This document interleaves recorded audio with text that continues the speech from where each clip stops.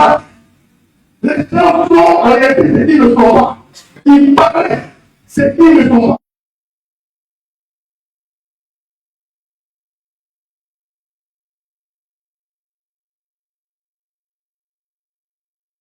Ce que nous pouvons faire ne peut aboutir absolument à rien. Donc si quelqu'un se matin, viens au milieu de nous, bien aimé, avec la parole de la vie, mais avec le corps du peuple qui comprend qu'il est fait. Il est point à rien. Rien ne peut marcher. À un moment où est l'autre, on se rend compte que le passé, on dit, il est fait de honte. Le passé est fait de honte. Il est fait une voix. Passer de nos efforts. Mais on est sous le blanc aussi. Et c'est pris en voyant des vies. Et puis, quand on va les prendre des salons, on va faire des choses. On s'est dit, le repos est important. Ça dit, il a arrêté le quartier. Et quand on dit, il a fait quoi? Et puis on donne nouvelle. Dans tout le quartier, tout le monde au boulot. C'est bon. Le passé, il est fait de honte. Donc, d'une manière ou d'une autre, lorsqu'on est loin de Jésus-Christ, et cette dame l'a sorti, alors qu'elle a fait beaucoup de choses, pour elle, elle a sorti tout le temps. Mais un jour, elle a été saisie et le blanc a été dans la vie. La honte devient un beaucoup. Parce qu'elle fait ça, on va dire, mais elle fait beaucoup de bruit pour que tout le monde sache qu'elle est. Le passé, quand les lois de Jésus-Christ, mon frère, tout le monde est là. Tu te rends compte que la puissance qui te pouvait te conduire inévitablement vers la mort. Je voudrais qu'on lise 1 Timothée 5, verset 10. 1 Timothée 5, verset 10. Il a dit, mais celle qui vit le plaisir est mort. Quoique vivante. Mais bien aimé, regardez la contradiction ici. On dit mort, mais en même temps c'est vivant.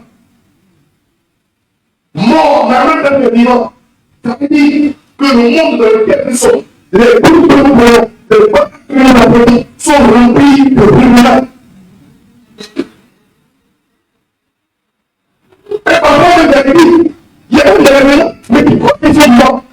Mais qu'est-ce qui détermine la vie de l'enfant? C'est lorsque tu as beaucoup la condamnation.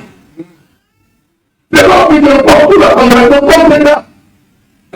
Au début, la première nous a parlé de liberté, mais maintenant, il y a une histoire. Pourquoi? À cause de la paix. Elle était morte alors qu'elle croyait qu'elle était vivante. Elle était morte alors qu'elle croyait qu'elle était vivante. Ok, j'aimerais que tu comprennes que le Dieu à qui nous appartenons, le Dieu en qui nous croyons, est le Dieu qui donne la vie. Et ce Dieu-là, il a regardé la dame et puis lui a dit, ne pêche plus. Autrement dit, le pouvoir de la condamnation, j'y mets fait. C'est pourquoi il a dit, va. Regardez ceux qui l'ont arrêté. C'était ceux-là.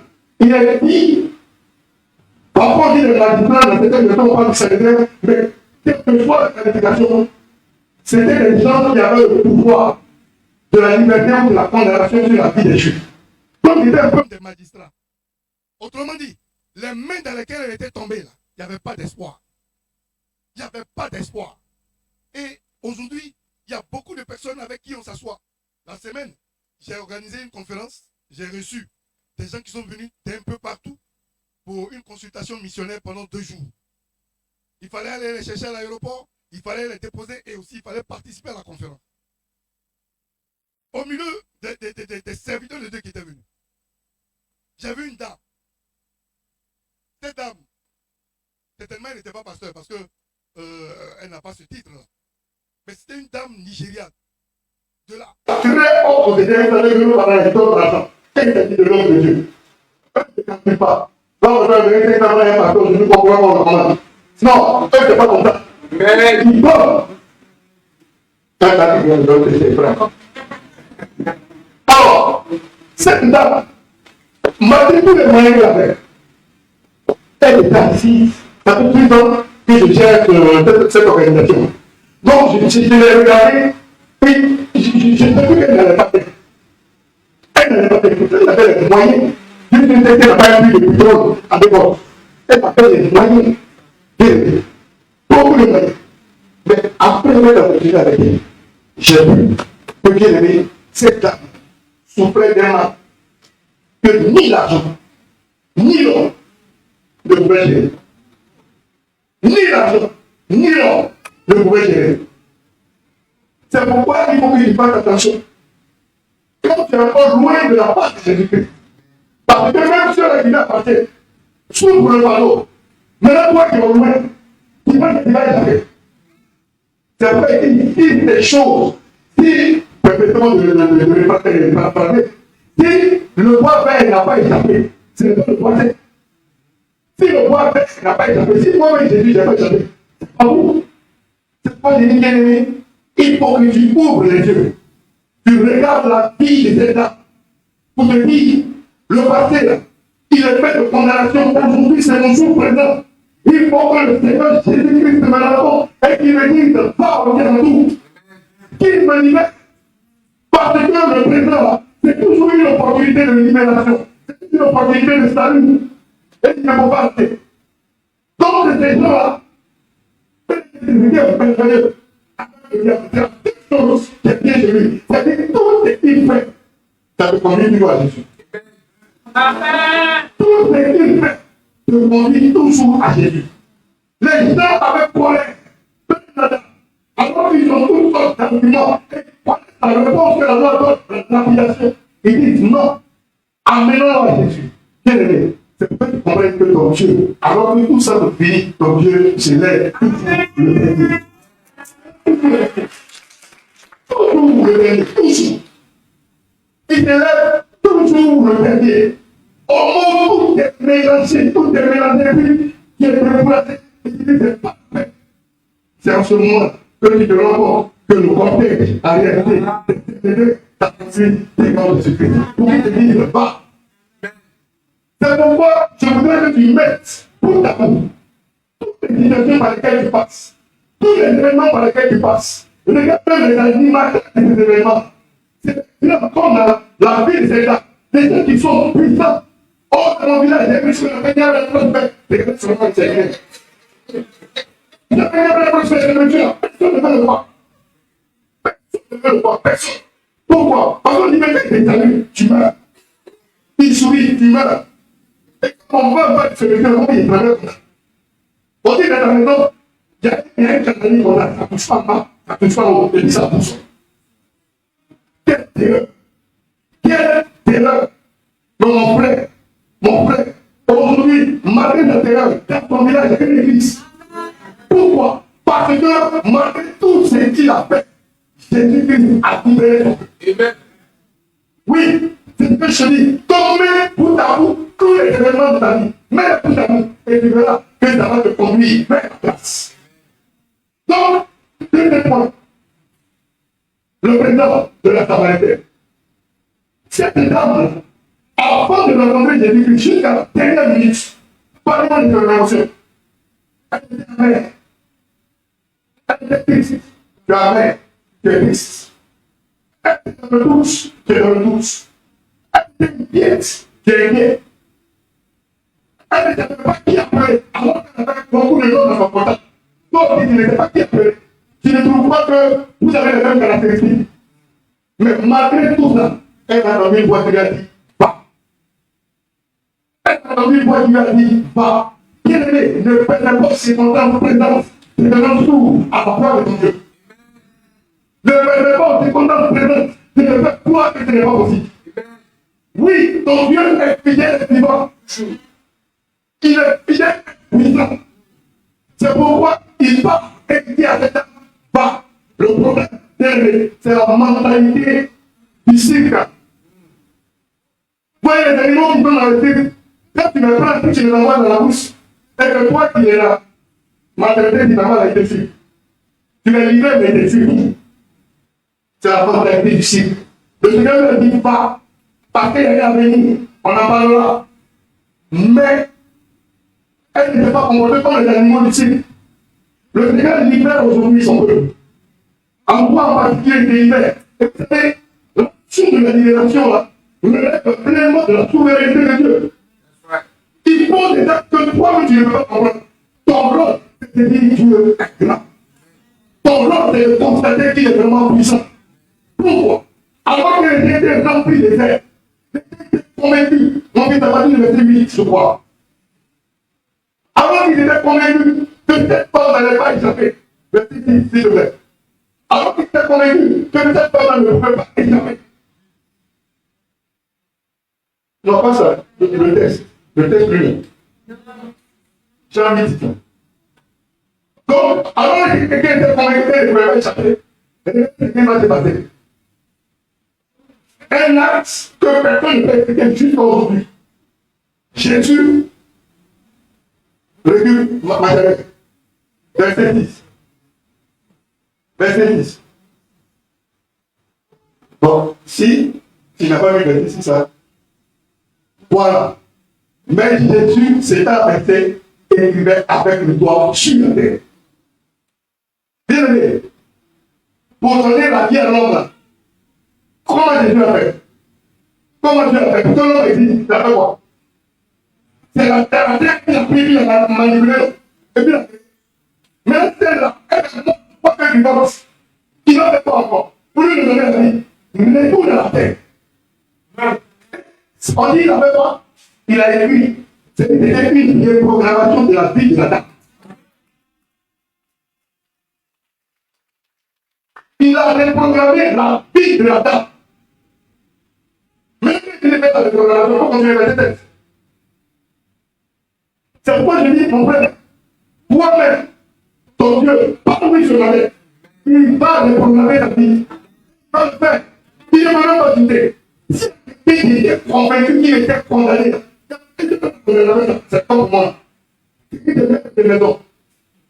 Non, il me faisait expliquer qu'on me fait 15 000, et puis ma patronne me faisait 5 000, elle me faisait 10 000.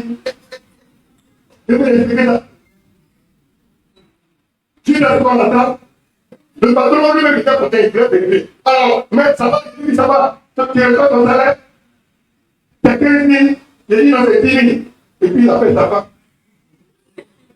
Ah, Marguerite, c'était la demande. La femme n'a plus parler. Et mais, c'est que l'on disparu. Donc, vous faites le mouche à toi, vous avez il y a longtemps. Le Seigneur va te reprogrammer. Comme des 17 ans est venu dans le doute de la crise, flagrant délit d'adultère, mettez tout ensemble. Mettez tout ensemble. Ça donne exactement le genre de logiciel qui convient au droit de Dieu. Regardez Moïse. Un fuyard à parler. Il voyait, mais il est devenu libérateur. Il voyait que. Est-ce que vous voyez? Prenez une voix. Vous allez prendre compte qu'il y a toujours une table quelque part. Toujours une table quelque part et notre Seigneur est allé. Pourquoi? Parce que les pierres des gens, il les a mis là où il va aller. C'est une vraie chose. C'est une vraie chose. Et continue. Quand il finit de le programmer, il dit, comme il continuait à l'interroger, qui continue à l'interroger? C'est la pauvre de personne. Et regardez, la déprogrammation a commencé, mais la dame n'avait pas encore senti ça. Au contraire, tu vas sentir que la dose de la condamnation et des accusations, ça monte, la pression monte, c'est ça qui se passe. Il continue de l'accuser, il continue de l'accuser, ça devient chaud. Toi tu dis, mais parfois, Jésus dans l'église, Jésus va la défendre Jésus. Mais qu'est-ce qui se passe? Pourquoi ça ne marche pas? On dit, il continuait à l'interroger, il continuait à harceler Jésus, il continuait à réclamer la condamnation de cet acte. Jésus parle maintenant. Comme vous, tu vois toujours Jésus parle. Pas maintenant. Vous voyez, on dit, il se réveille là. Il se réveille, lui, avec moi. J'ai vu. Et quelqu'un veut lui répéter, s'il vous plaît.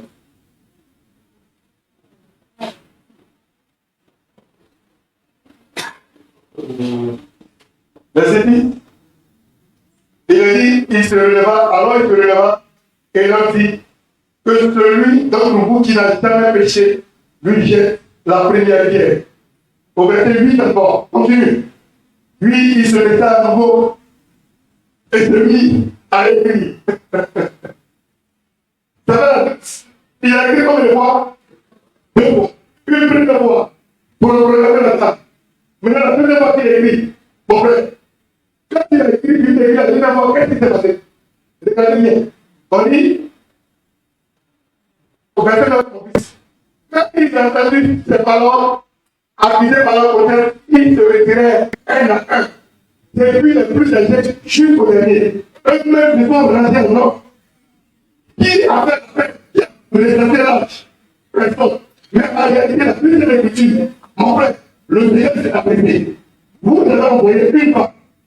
Parce que la première adultère, il s'est apprêté, et puis il te regarde. Si tu as quelqu'un qui n'a pas connu, il écrit toi ton propre péché aussi.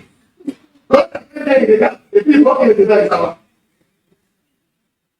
Chacun vient regarder son propre péché. Et puis ça va. Le Seigneur, il met place le miroir de la vie de chaque personne. C'est pourquoi la parole est un miroir. Aujourd'hui, pourquoi les chrétiens se comportent comme ce monsieur, il a fini, il a fait, il a pris, il a pris son parfait, il a ici, il a fait une vraie chemise. Comme pour moi, on est des discuteurs. Et puis, il s'en va. Et quand il arrive, il est bien habillé, et puis il regarde le miroir. Et puis, il dit, mais c'est quel stage je vois là-bas? Alors que lui-même, c'est son propre visage. C'est quel stage je vois là-bas? Il casse le miroir, il prend le nouveau miroir. Il regarde toujours le même visage. Mon frère, il va, c'est pas qu'un visage, 10 fois. Si toi-même, tu ne prends pas ton visage, c'est déjà bon. Tu verras toujours la même image. Et de cette même manière, le Seigneur a posé le miroir, il a fixé sur la terre. Pour que chacun puisse s'identifier à elle. Réaliser que notre Père soit à l'image de Dieu, soit à l'image du diable par notre caractère. Et c'est même mon frère. Alors, le Seigneur donc, répondra là-bas, et il appelle les autres d'écriture, pour que les gens puissent même penser eux-mêmes qu'ils ne soient mieux que ceux qui l'accusent. Alors, quand ils ont pris conscience qu'ils se sont trompés, alors le Seigneur peut maintenant parler de l'avenir de cette âme. Le Seigneur peut maintenant parler de l'avenir de cette âme. Il lui dit, ne pêche plus. Il lui dit, ne pêche plus. Autrement dit, si elle ne doit plus pécher, c'est qu'elle aura des occasions de pécher. C'est-à-dire qu'elle va continuer à vivre. C'est pourquoi le Seigneur, en disant là, s'adresse à son avenir. Et le Seigneur parle à son avenir. Le Seigneur parle à notre avenir. Et dit que notre avenir, c'est un avenir qui est imbibé du règne de Dieu. Quand il souvent dans l'Écriture, le Seigneur parle souvent du royaume de Dieu. Notre Dieu, ce n'est pas un président. L'histoire des présidents dans la logique des hommes. Le Seigneur est dans la logique des royaumes. C'est pourquoi on l'appelle le roi des rois. Lui, il gouverne les royaumes. Donc la vie sur la terre, c'est une question de royaume. Le royaume de Dieu est le royaume de Dieu. Donc le Seigneur, quand il voit un enfant de Dieu, il souhaite que toi tu puisses éteindre son règne, autrement dit son royaume sur la terre. Parfois il parle du royaume de Dieu au futur, mais parfois aussi il dit le royaume de Dieu est déjà arrivé. Parfois c'est une réalité présente, et c'est cette dimension dans laquelle nous voulons se dire. Le royaume de Dieu est une dimension qui est présente, c'est une dimension qui est concrète. Nous vivons déjà dans le royaume de Dieu. Pour toi qui as rencontré Jésus-Christ, à qui il a fait la grâce de dire, va, c'est dit cette parole, c'est déjà dans le royaume de Dieu. C'est pourquoi il y a une série d'événements extraordinaires qui se sont produits. Et il ne faudrait pas que tu les limites. Parce que quand je me rejette, j'ai eu peur. Voyez, Jésus, il ne pêche plus. Autrement dit, il est dans une nouvelle dispensation. Le péché n'a pas le pouvoir sur toi. Tu dois t'édifier, mais ne pourra pas te gouverner. Il y a une différence entre le porc, le petit cochon, et puis l'agneau. L'agneau, comme lui, il est là. Vous voyez, à moi de le métier. Lui-même, je l'ai. Il faut qu'il accorde la marche. Le contrôle, il veut prendre avec au mot. Mais on est avec quoi les appels. Il cherche une couture, une plante de l'enfant. C'est sa nature. C'est la nature. Mais l'enfant de Dieu, le petit n'est pas de la nature. Parce qu'il comprend. Au vrai de l'enfant de Jésus, le vrai gars, il va à la fin de vie, deux sœurs, ils sont deux filles, il se bat là-bas. On dit les filles, elles se battent. Et puis le collègue dit non, ça peut le voir, il se bat. La fille là-bas, il est content. Mais quand il y a Jésus, il y a des actes que tu ne peux pas faire. Quand il y a Jésus, quand le Seigneur t'a vraiment dit pas, il y a des choses que tu ne peux pas faire. Pourquoi? Pourquoi? Parce qu'il y a des vérités spirituelles puissantes qui se sont trouvées là, au moment où il a dit, va, et ne pêche plus. La première des choses, c'est que Jésus-Christ a fait au moins 3 degrés. Le premier degré, il a dit, va, ne pêche plus là. C'est un changement de statut. C'est un changement de statut auquel il a été. C'est pourquoi Jean 1, chapitre 12, dit, mais à tous ceux qui l'ont reçu, à tous ceux qui croient en son nom, elle a donné le pouvoir de devenir enfant de Dieu. Tu ne l'étais pas encore, mais tu le deviens. Il avait du pouvoir, le nouveau statut que tu as. Et devenir enfant de Dieu signifie que tu as été replanté, déterré de quelque part pour être planté dans une nouvelle famille, dans un nouveau jardin. Quand tu deviens enfant, c'est-à-dire qu'il y a l'existence automatiquement d'un père quelque part. L'existence d'un père. Et l'existence d'un père pas avec les responsabilités qu'elle découle. Toujours. Et aujourd'hui, on joue avec cette volonté. Nous ne comprenons pas la justice, la notion de puissance paternelle. On ne joue pas avec ça. Quand tu es reconnu comme le père qui a obligé de poser un nom d'acte, c'est pas dire. Si méchant comme vous êtes, sinon comme nous le sommes, on s'est donné un d'abord à cause de raison pour le père. Je ne peux pas vous donner plus. C'est quoi mon père? Pourquoi tu me l'avances? Pourquoi tu promets des regards inquiets? Pourquoi tu promets des regards inquiets? Il avait été pris. Ton statut a changé et il faudrait que tu en prennes conscience. Regardez-moi ce fils prodigue qui reste au loin. Avant qu'il a établi le prince, il a établi des regards. Il a fallu qu'il prenne conscience que son statut le défavorisait pour revenir à son père, afin de pouvoir suivre pleinement de son statut. Arrête de vivre comme un poussé alors que tu es maigre. Arrête de chercher à manger des grains alors que tu es destiné à choisir tes plans. Arrête de te comporter comme une fiche qui est toujours poursuivie comme dans la forêt, comme un léopard, alors que tu es un client qui doit venir à tes retours. Oh bien, en tout cas, moi, c'est comme ça que je me vois. Et j'entends pas chaque membre de cette église qui sort de là-bas, je vois ici. Je ne peux pas donner ça. Oui. Tout le monde est avec ma femme. C'est ce que j'ai dit. J'ai dit, bon, je suis obligé de ne pas faire cette chose. Parce que j'ai conscience de qui je suis. Il faut que tu sois conscient de qui tu es. Il est ah non. Quand tu sors, tu vas marcher la tête en haut. C'est pour le principe de vie, le trône en haut. Et non, la tête en haut. Ton statut a changé. C'est que tu fais. Le Seigneur Jésus va être votre égal pour elle. C'est la première fois. Les gens qui avaient osé la condamner, automatiquement, ils ont perdu leur pouvoir. Pourquoi? Parce que cette femme a rencontré Jésus-Christ et surtout parce qu'elle a entendu ce que Jésus-Christ a dit. C'est la même manière, quand tu es conscient de ton statut, tout ce qui te poursuit, ils perdent la pouvoir, ils perdent la force, ils ne peuvent plus les faire. Et tu prends le même individu, ils peuvent les faire. Le même degré. C'est un degré de prise en charge. C'est un degré de prise en charge. Quand il dit à la femme, va, ne les fais plus, on va dire rien. Il dit de quand on va vouloir voyager, il va toujours voir un marabout. Mon papa, il était chef de service à la Sali. Et il était grand vendeur de voitures. Et il n'a pas dit, comme une voiture de 2 millions, il peut voir la provision. Et puis, le monsieur n'avait pas négocié, il gagnait 1 million. Et peut-être que vous voyez ce qu'il doit avoir mal. Et le monsieur, alors qu'il a la tête pour réfléchir, mais avant d'aller dans son village de Bénémo, il est obligé d'aller voir un petit chef pour lui demander à quel bout il va aller. Et puis le monsieur dit. Et puis quand le monsieur vient de lui donner le jour, il dit c'est que peut-être mon papa va aider toute la fleur de la bien pour le.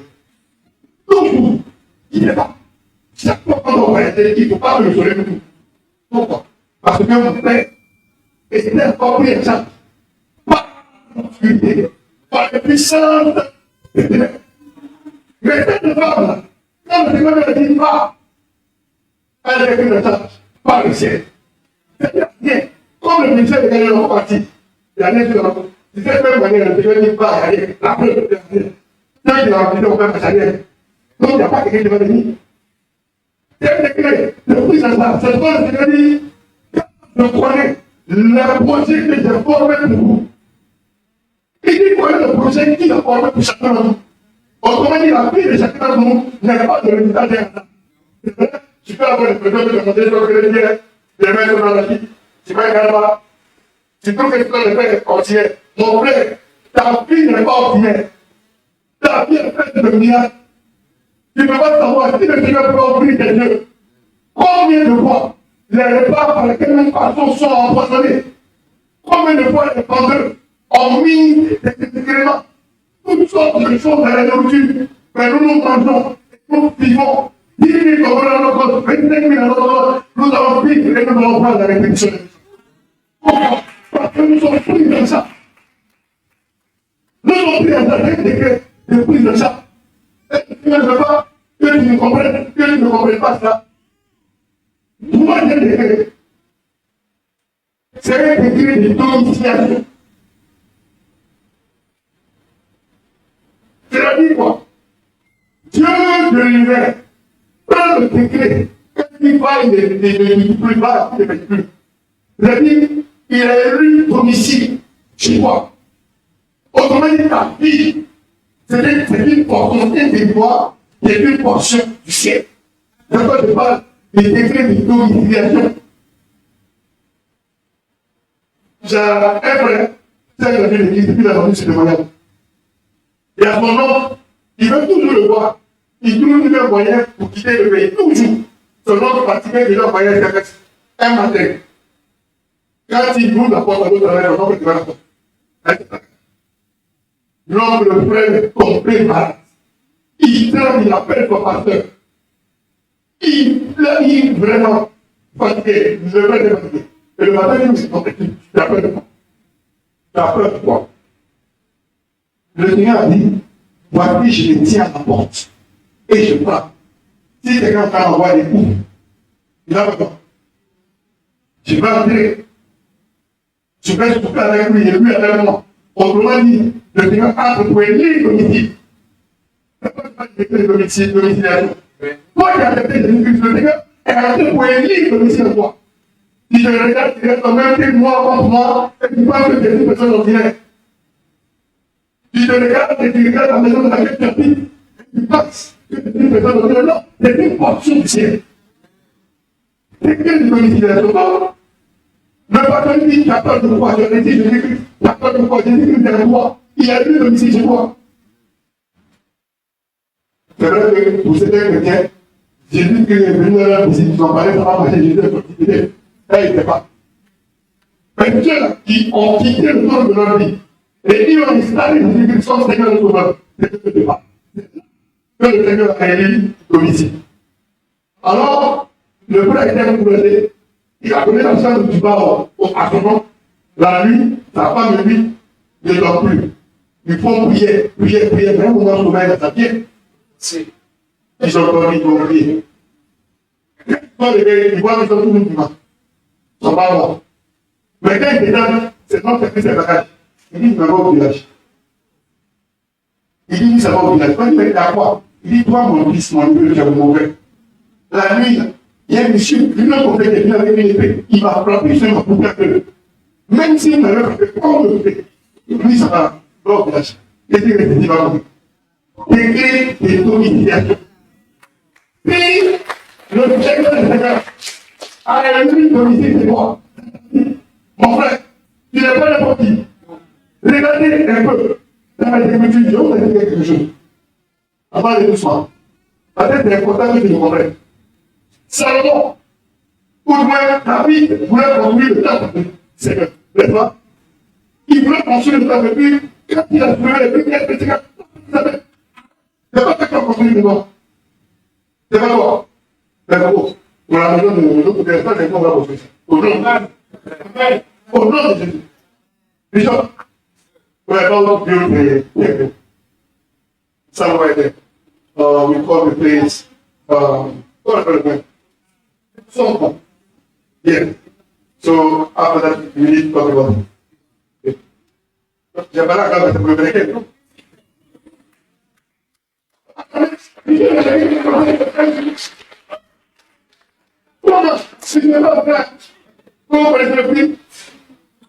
Alors, le Seigneur, il dit non, c'est pas moi le consultant. C'est pour ça. C'est un novice. Je vais vous montrer la puissance du degré de domiciliation. Pour qu'on partir. Alors, qu'est-ce qu'il va se passer? Il dit d'abord, quand c'est pas moi qui dit, c'est ton fils Salomon. Alors, David, dans 1 Chronique chapitre 22, verset 5,